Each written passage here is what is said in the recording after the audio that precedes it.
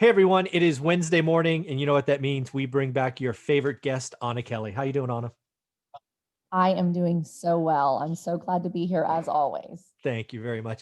So, hey, one of the things we're doing this week with all my guests is we're doing surprises. What could surprise us to the downside? Because I've come out and I'm pretty rosy about the future. I think 21 GDP will be up 6%. I think housing will go up 8%. I generally think single family is going to be a great investment. But you know what? I'm so convinced that I'm almost like, you know what? You need to think about the other side. So we're just doing crazy things. We're not making predictions. We're not saying these are going to happen. We're just going to say, hey, this could really trip us up. Does that make sense?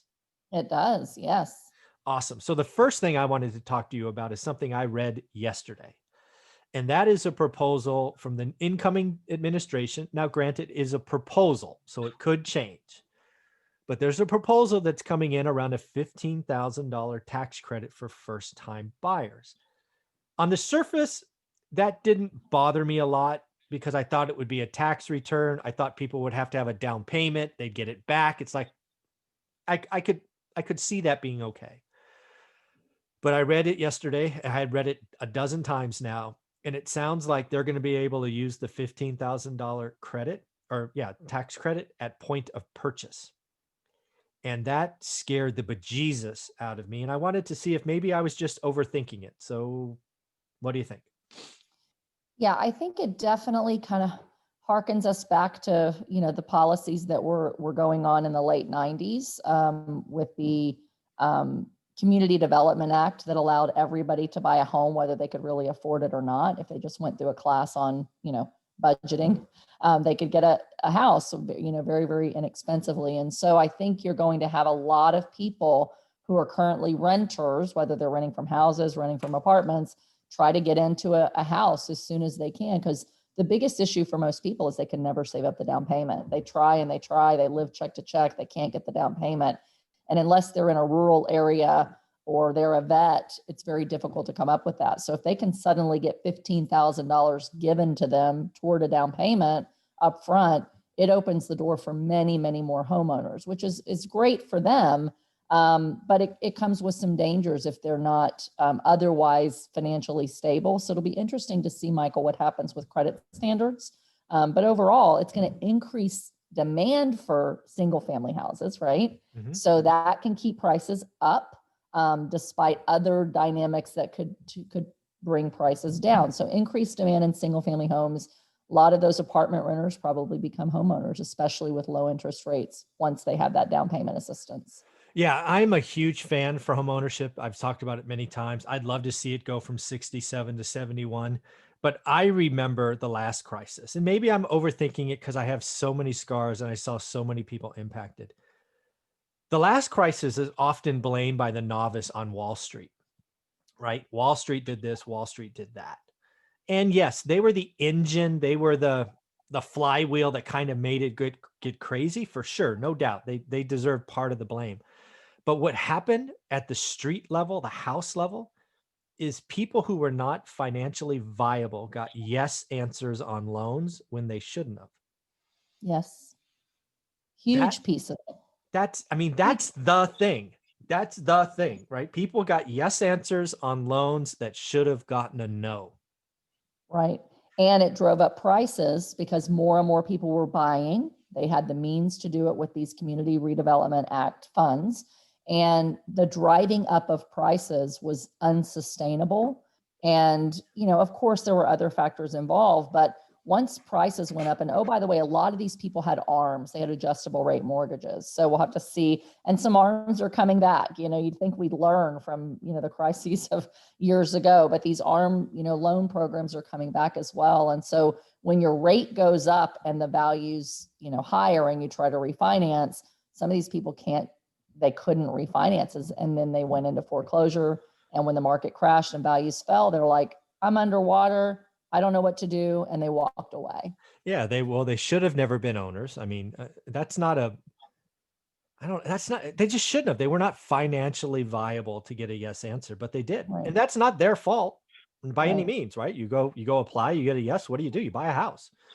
Right. And, you know, you've actually made me feel a little better with your walkthrough, even though we kind of end up in the same place, because again, there could be guardrails that I did not see in the proposal. For example, maybe the credit standards, and again, completely making this up. Maybe you have to have a 700 credit score or 720 or 740.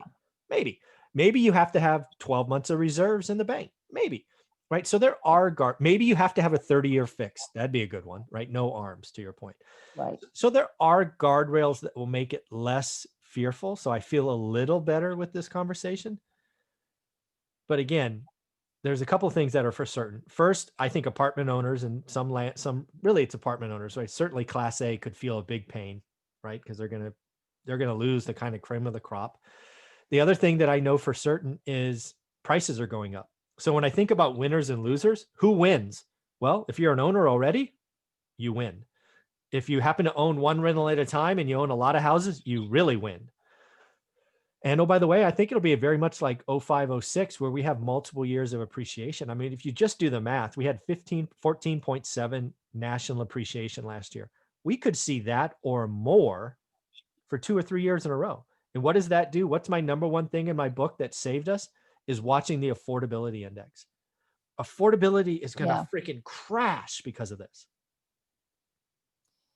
Yeah, it really is mind blowing as you start to think about it, because if you look at one aspect alone, you can think there's going to be a huge housing, bump or huge housing crash. And so if that was the only factor, I'd say, yes, I agree with you. We're going to see, maybe even again, 15% increases. I think just the two caveats there is one, again, like we've talked about, it's all regionalized and it's all about supply and the demand. So we've got to take that into account. If you're in a market like I'm in, and there's already so little supply compared to the demand, prices are going to keep going way up because there's not enough supply.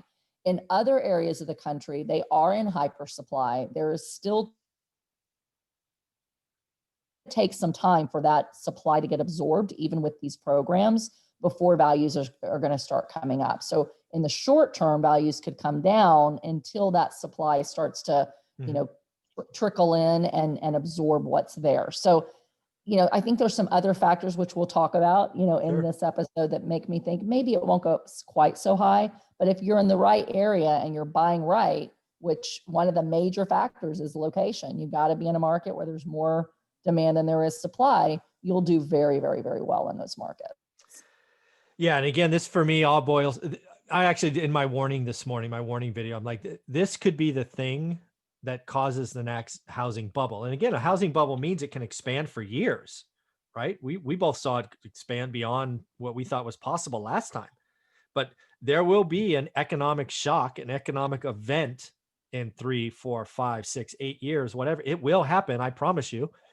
And that will just prick that bubble and Yeah. so bad. Yeah.